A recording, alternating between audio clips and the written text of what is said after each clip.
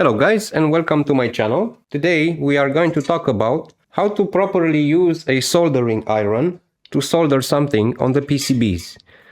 Now regarding this, I have prepared here a minimum tool set, let's say, to do the soldering operation. This is the soldering iron. This is a mandatory tool for any form of soldering. These come with a variety of tips.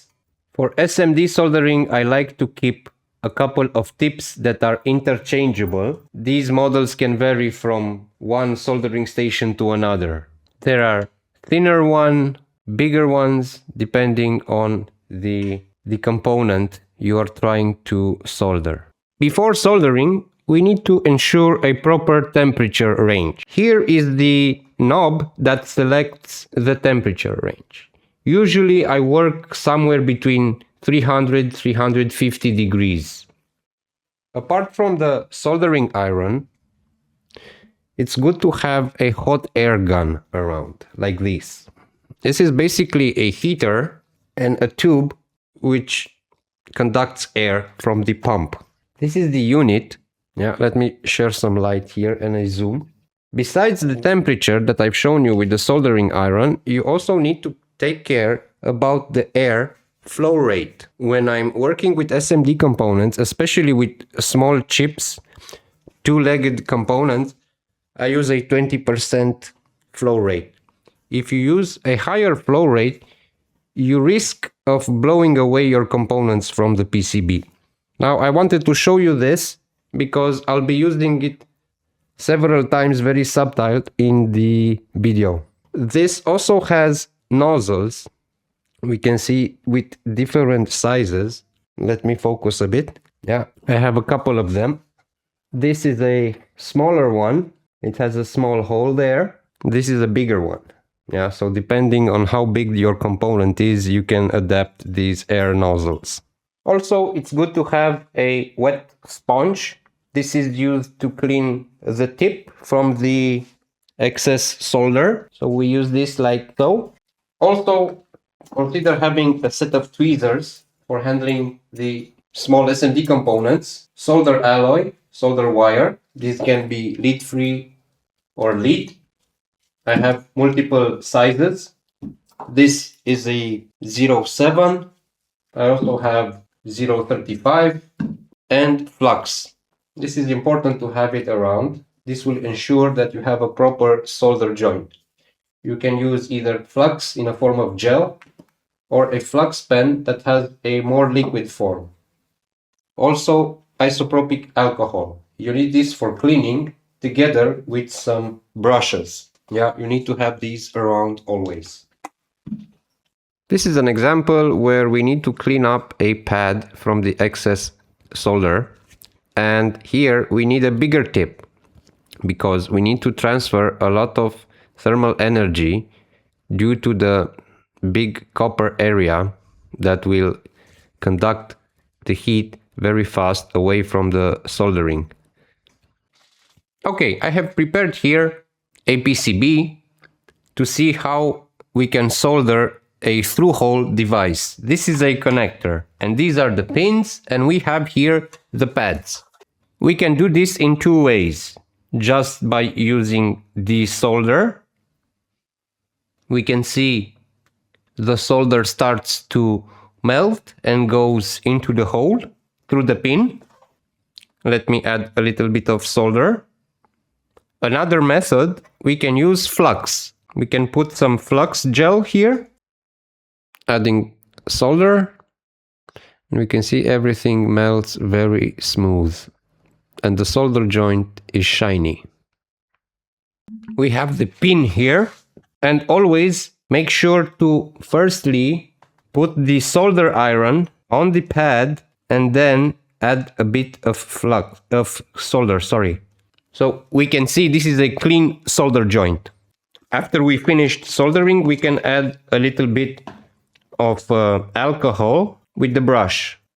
It's useful to clean the flux residues because over time they can corrode the PCB, even cause oxidation into the solder joints. Let's add some flux to this. and we repeat the process. You can see here it takes some time for this solder to completely melt.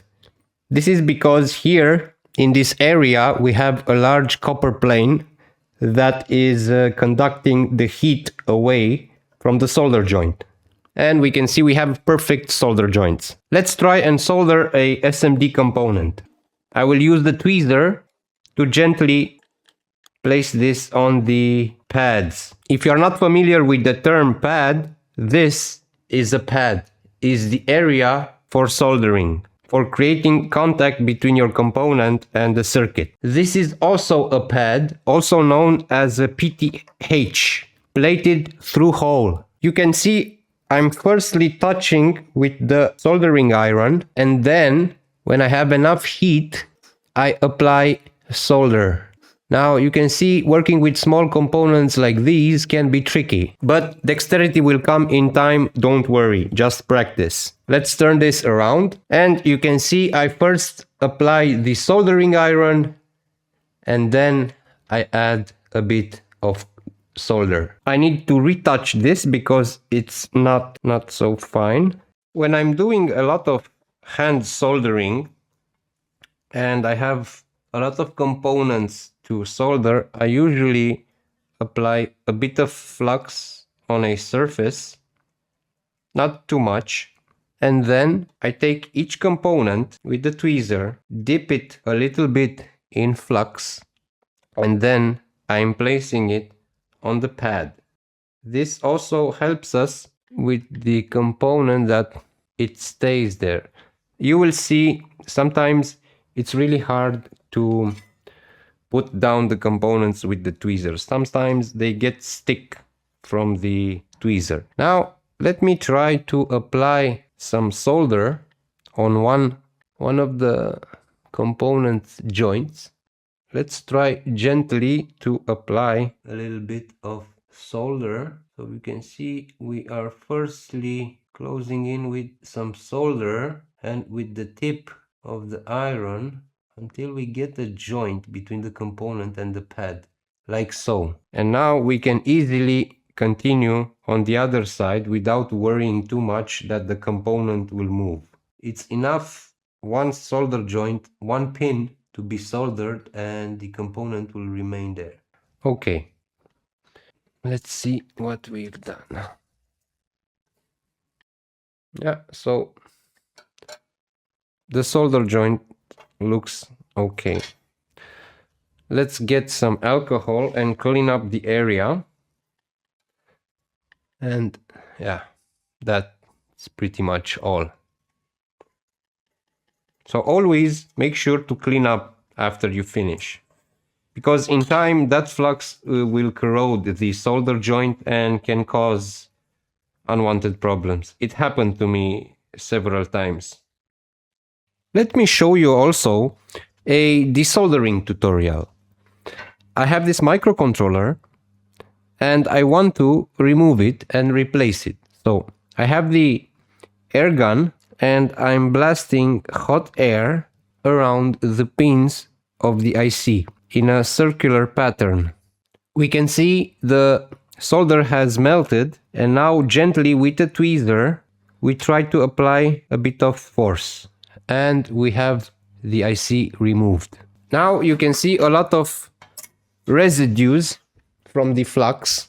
Again, we need to clean this before installing the new component. So I will take my brush and gently tap the area around. Don't worry about cleaning the alcohol. This normally will evaporate. Just make sure to brush several times the area with alcohol. Okay. Now these are the pads. This is our new IC. And I want to show you what happens if you don't clean the pads from the old solder, from the old component. Now I am trying to align this with the pads before soldering the first pins.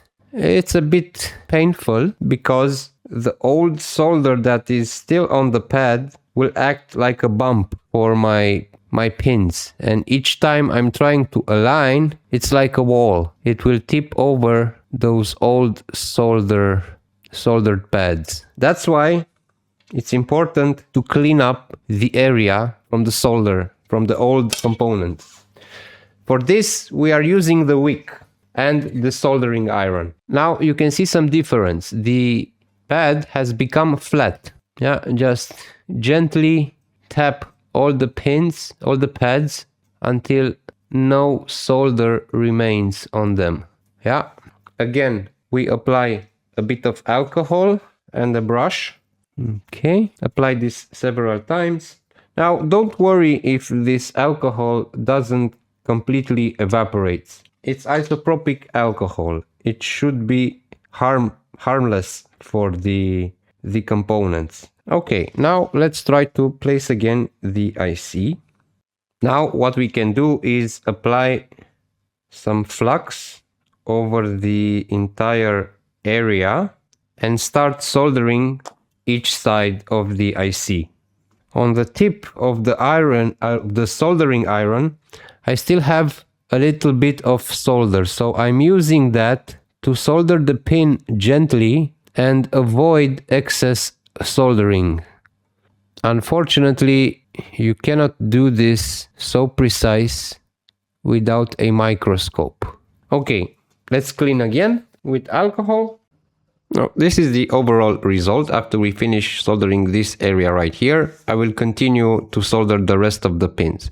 Guys, if you enjoyed this video, drop me down your thoughts in the comment section and consider maybe to subscribe if you like.